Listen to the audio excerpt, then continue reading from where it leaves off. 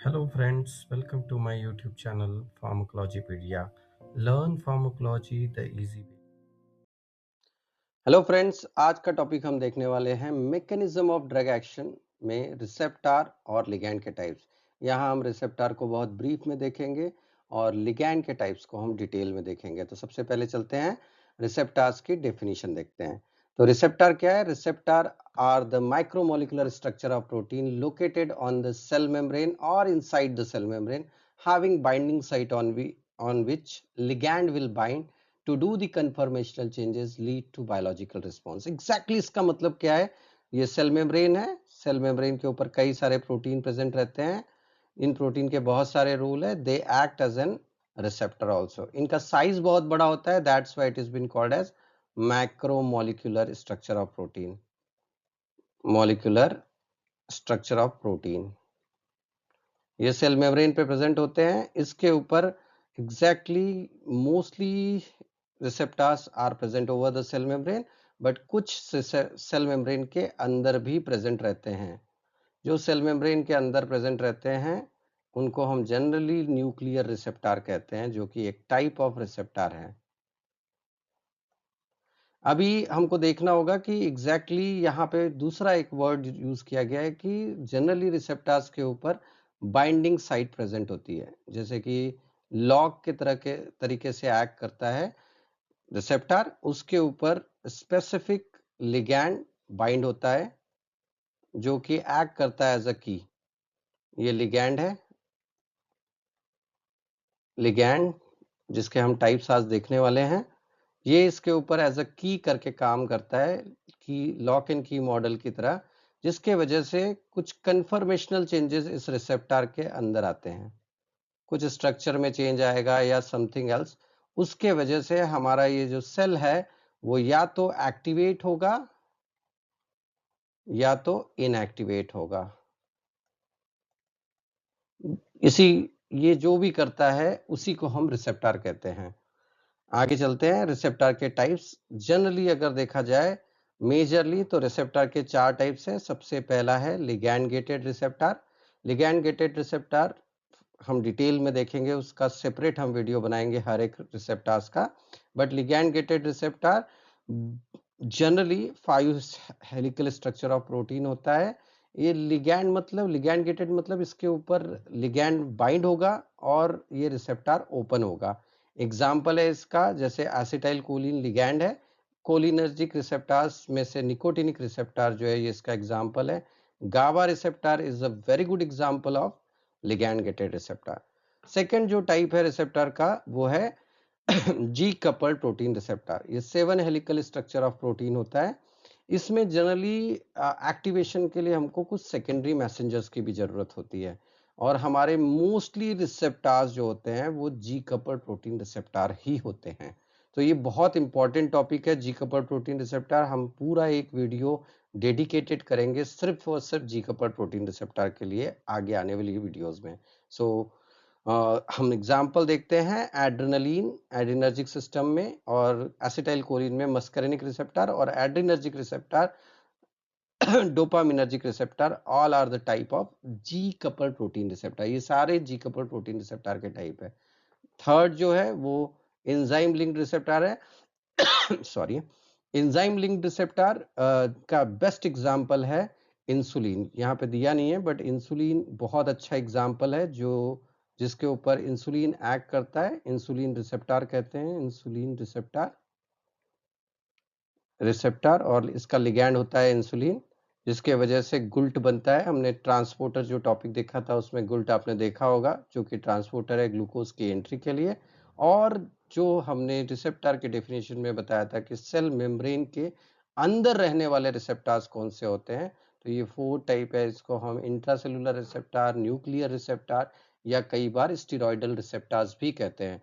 ये generally cell membrane के अंदर होते हैं और ये वहीं से एक्टिवेशन या डीएक्टिवेशन करते हैं। बेस्ट एग्जांपल इसका है, आप स्टेरॉयडल हार्मोन्स ले लो, विटामिन डी ले लो, थायराइड हार्मोन ले लो ये सब जिसके ऊपर एक्ट करते हैं वो स्टेरॉयड रिसेप्टर होता है। हम ये सारे रिसेप्टर्स को इंडिविजुअली सिंगल सिंगल वीडियो में डिस्कस करेंगे डिटेल में। तो हम उसमें इसको डिटेल में डिस्कस करेंगे। तब तक हम लिगैंड्स के टाइप देखते हैं। लिगैंड एग्जैक्टली डेफिनेशन क्या है लिगैंड की? Ligand a chemical substance that bind to a receptor site to activate or inhibit. Ligand कोई भी एक केमिकल स्ट्रक्चर है, it's a chemical structure, it's a chemical exactly, जो कि जब रिसेप्टर के ऊपर बाइंड करता है तो रिसेप्टर को एक्टिवेट करेगा या तो फिर इनहिबिट करेगा। ये दो वर्ड्स बहुत इंपॉर्टेंट है।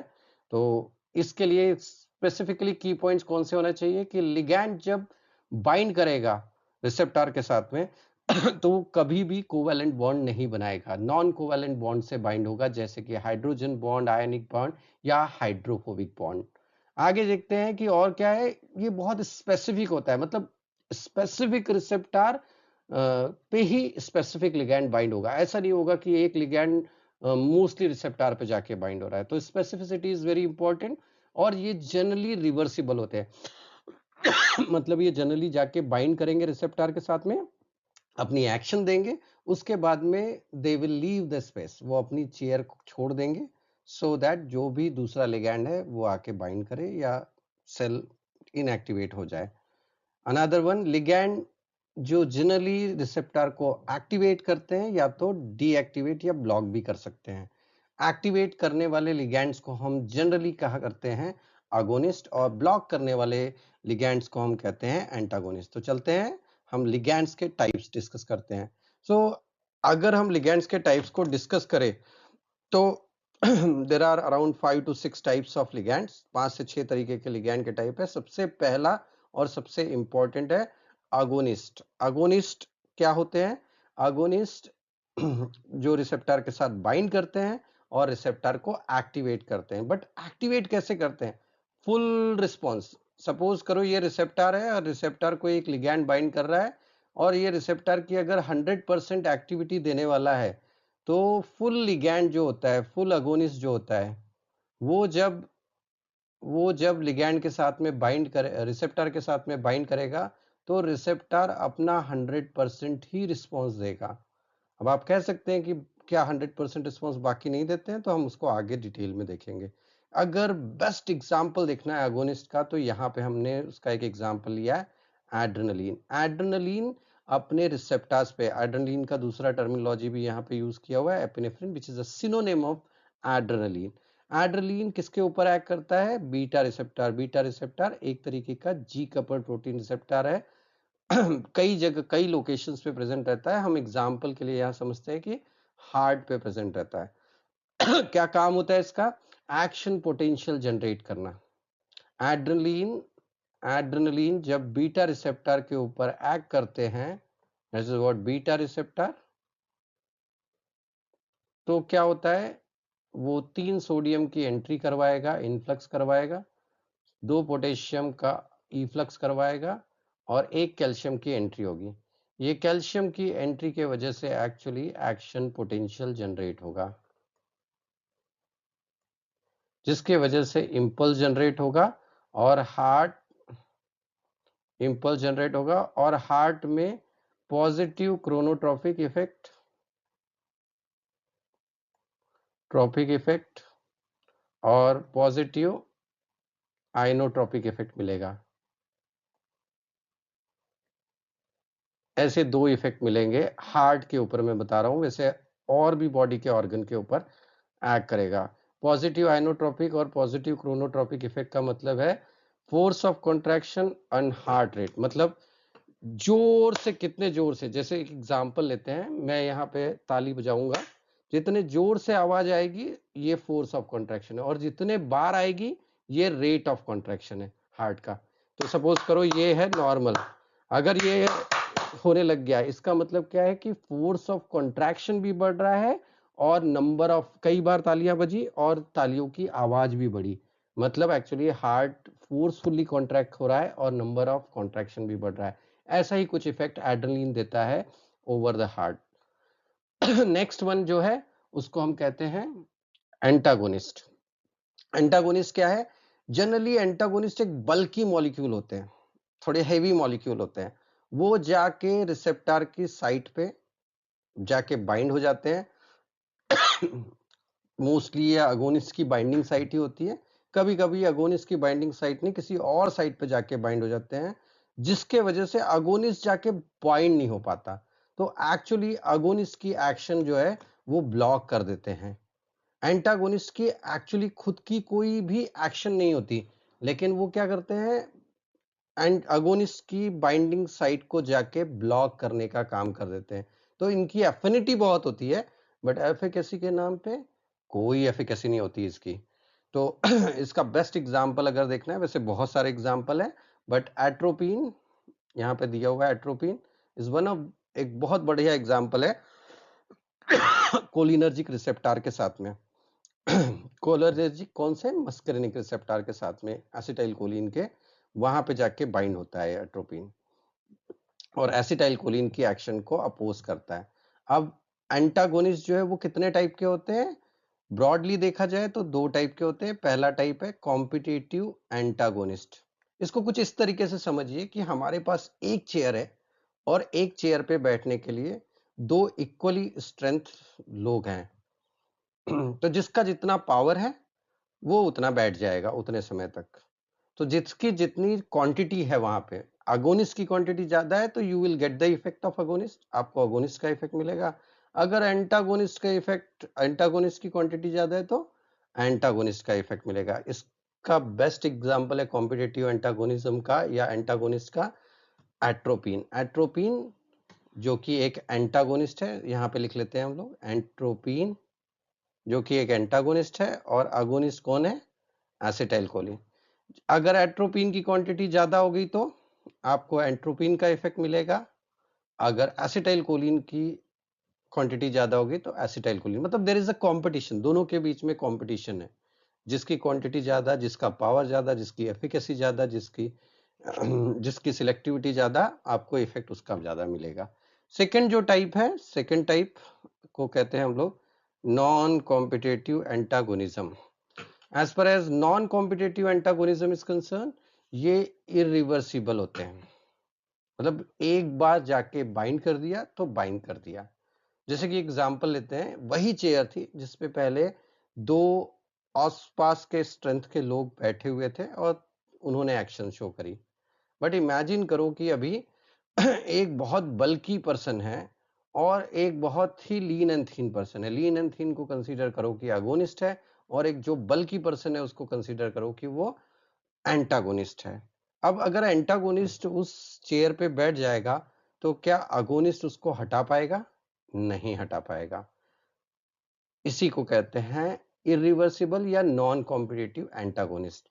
इसका सबसे बेहतरीन एग्जांपल है फिनॉक्सीबेंजामाइन। यह अल्फा रिसेप्टर, एड्रिनर्जिक रिसेप्टर का एक टाइप है अल्फा रिसेप्टर, उस पे जाके बाइंड करते हैं और एड्रेलिन का, नॉर एड्रेलिन का इफेक्ट अल्फा रिसेप्टर के ऊपर कंप्लीटली बाइंड कर, ब्लॉक कर देते हैं।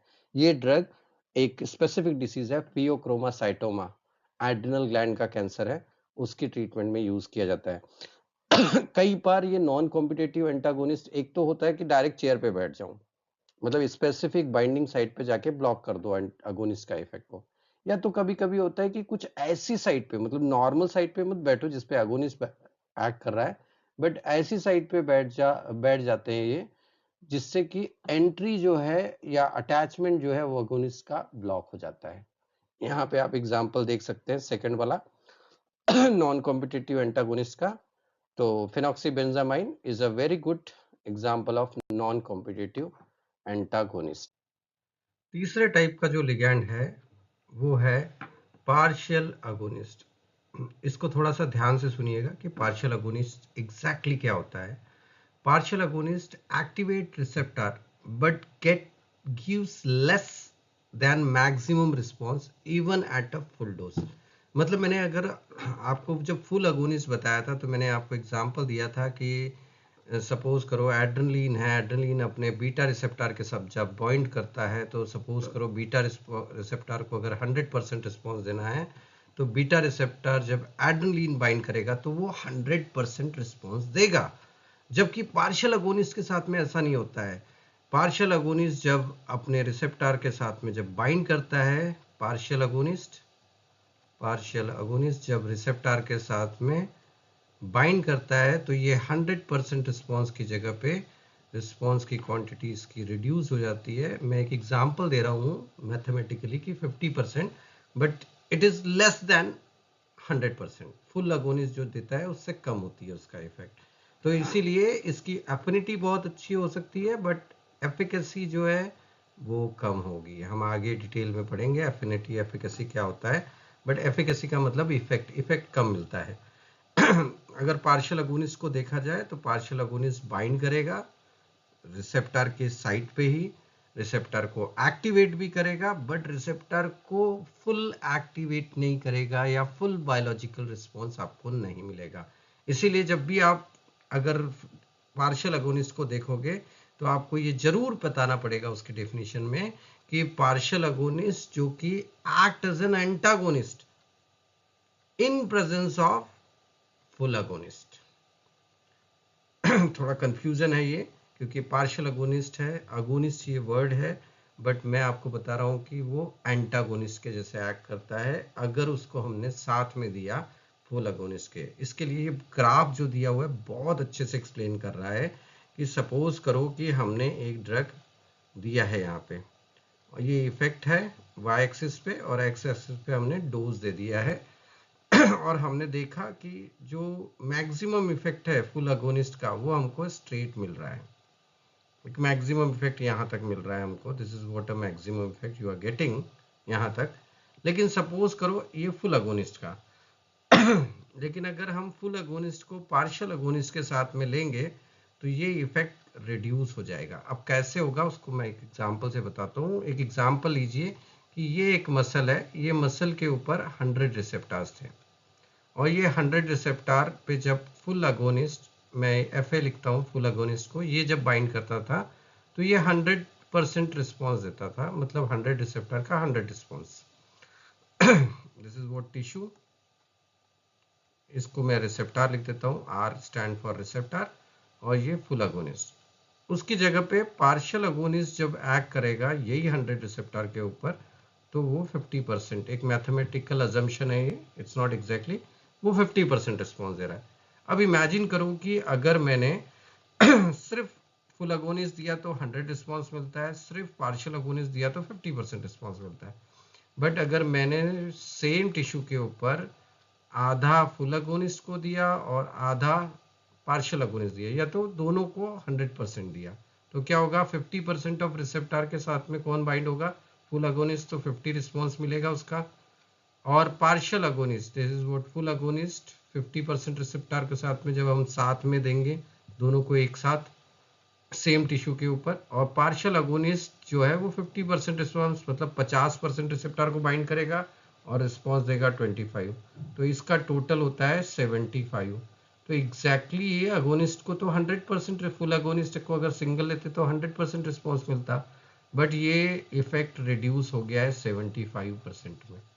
इसी को हम कहते हैं कि partial agonist are the agonist which act as an antagonist in presence of full agonist.